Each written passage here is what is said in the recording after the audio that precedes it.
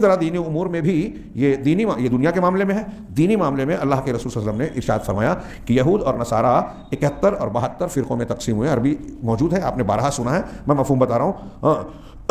یہود 71 اور یا 72 فرقوں میں بٹے، اور نصارہ بھی اسی طریقے سے. یہاں جس حدیث کے الفاظ ہیں اس کا مفہوم یہی ہے ترجمہ. اور میری امت 73 فرقوں میں بٹے گی، گویا ان سے ایک آگے بڑھ جائے گی. حضرت معاویہ بھی ابو سفیان کہتے ہیں کہ ہمارے درمیان اللہ کے رسول صلی اللہ علیہ وسلم کھڑے ہوئے اور کہا کہ تم سے پہلے جو اہل کتاب تھے وہ 73 فرقوں میں بٹے، 72 فرقوں میں بٹے، اور یہ ملت وَإِنَّ هَذِهِ الْمِلَّةَ سَتَفْتَرِقُ عَلَىٰ 73، اور یہ ملت، یہ امت جو ہے 73 فرقوں میں بٹے گی. سنتان وسبعون فی النار، 72 جہنم میں ہوں گے. میں اکثر یہ حدیث پیش کر کے ایک سوال کرتا ہوں اور آپ سے بھی پوچھتا ہوں. آج کل کچھ لوگ بات کرتے ہیں، ارے یہ سب میں مت پڑھو کہ وہ بدعتی ہے، وہ شرک کر رہا ہے، وہ فلاں کر رہا ہے، وہ ڈھیما کر رہا ہے. یہ بولنے کی ضرورت ہے، اور جو بولتا ہے کہتے ہیں شدت پسند ہے.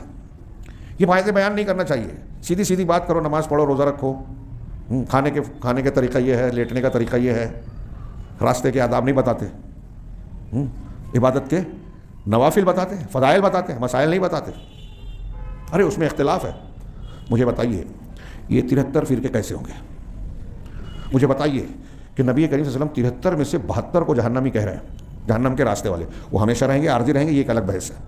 لیکن 72 کو جہنمی کہہ رہے ہیں، ایک کو جنتی. تو اکثریت کے بارے میں کیا کہہ رہے ہیں رسول اللہ صلی اللہ علیہ وسلم؟ اگر ایمان کے ساتھ آدمی اس حدیث کو پڑھے اور اس معنی کی دوسری روایات اور آیات کو پڑھے تو اندر سے دہل جائے گا، ڈرتا رہے گا کہ کہیں ہم دین سمجھ کر کوئی چیز غلط تو نہیں کر رہے ہیں، بدعت تو نہیں کر رہے ہیں. صرف فضیلت یہ، اور پھر علم اور علماء سے دوری اختیار کر کے لوگ جو کر رہے ہیں میں بھی کرتا جا رہا ہوں آنکھ بند کر کے اندھا ہو کر. آج یہی مزاج ہے مسلمانوں کا. کتنے اہتمام سے اللہ نے قرآن کو نازل کیا، نبی کے ذریعے سے لوگوں تک پہنچوایا، کتنا اہتمام. ابھی میں تفصیل میں جاؤں تو اس میں بہت دیر لگے گی، ہم اکثر بیان کرتے ہیں.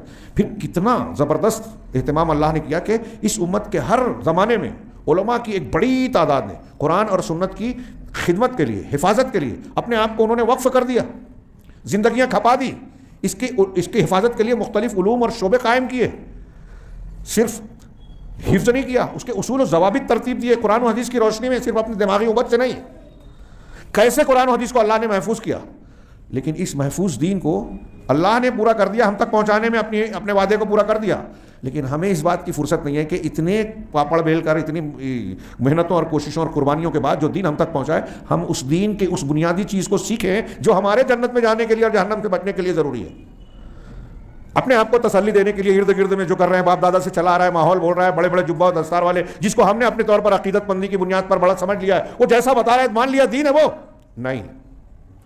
اس بنیادی نقطے کو سمجھنا چاہیے. یہ جو 73 فرقے ہوں گے کیسے ہوں گے؟